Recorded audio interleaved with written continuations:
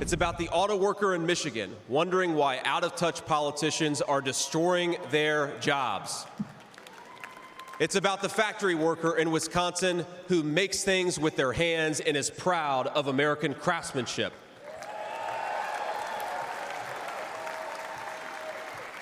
It's about the energy worker in Pennsylvania and Ohio who doesn't understand why Joe Biden is willing to buy energy from tin-pot dictators across the world when he could buy it from his own citizens right here in our own country. Ohio Senator and Vice Presidential nominee JD Vance making a pitch to swing state voters last night, calling out President Biden as well at the Republican National Convention. The Biden-Harris campaign, meanwhile, slammed Vance's speech, writing that he is, quote, unprepared, unqualified, and willing to do anything Donald Trump demands. Joining me now is Ohio Senate candidate Bernie Moreno. Bernie, great to see you. Great to see you. Thanks so much for being here. Give us your assessment of this race here and tell me about the RNC. This is a fully unified Republican Party, united not only around their candidates, President Trump and JD Vance, but also around a platform. We have a common vision, common sense, honestly. This really transcends politics in my mind. This is really about American issues.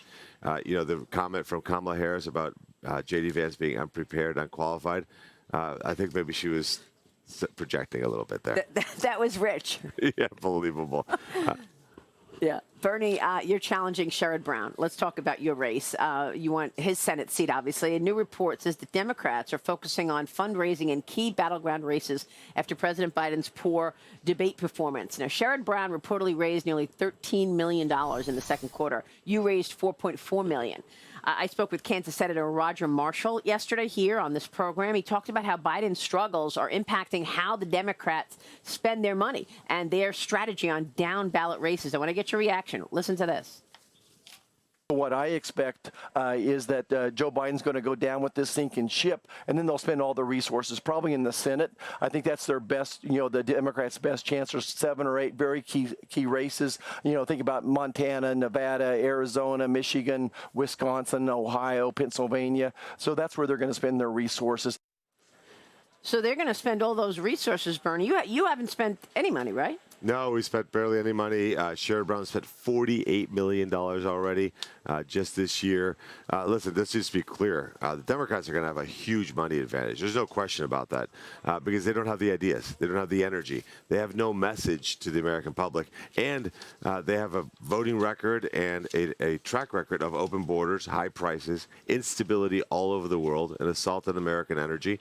The middle class in this country is getting crushed. So they have to spend money to convince people that not to believe their own eyes and ears. I mean, look, Senator Brown has been distancing himself, it appears, from President Biden, refusing to say whether he thinks Biden should drop out of the race or not. So the Democrat disarray is clear for many to see. How would you assess the state of your race right now? Yeah, I mean, Democrats, like I said, are in full-blown civil war. I wouldn't be surprised to see Sherrod Brown endorse President Trump in October as the October surprise. Oh, yeah. Absolutely. His commercials feature President Trump. He says he works with him. He's reemerged as a cicada, as a Trump-loving, moderate, bipartisan Democrat. Totally fake persona. This is a guy who voted almost 100% of the time with Joe Biden. Absolutely. I would not be surprised to see him endorse President Trump. Well, that's really interesting that he's using that, like Trump, in his ads. Oh, absolutely. Well, President Trump will win Ohio today, probably by 15 to 20 points, especially with JD Vance at the ticket. So he knows these are political chameleons. This guy doesn't stand for anything. He's the Bob Euchre of the United States Senate. He's never really accomplished anything. He just wants political power. He ran for office for the first time, Maria, when Richard Nixon was in the White House. So what do you need to do to better resonate with people out there right now? We're going to highlight Sherrod Brown's actual voting record, the fact that he voted 100% of the time virtually with Joe Biden, plus including the open border. Oh, open borders, high prices, Green New Deal. He's somebody that doesn't want you owning crypto, doesn't want you owning a gas stove, thinks that you should drive an electric vehicle. He is a radical leftist. We're going to expose that. I just got to get the word out on me. Who I am, my background, where I came from as a legal immigrant, somebody who's created thousands of jobs, who probably didn't think they'd ever imagine doing this, honestly. I thought I'd be sailing off into the sunset at this stage of my life.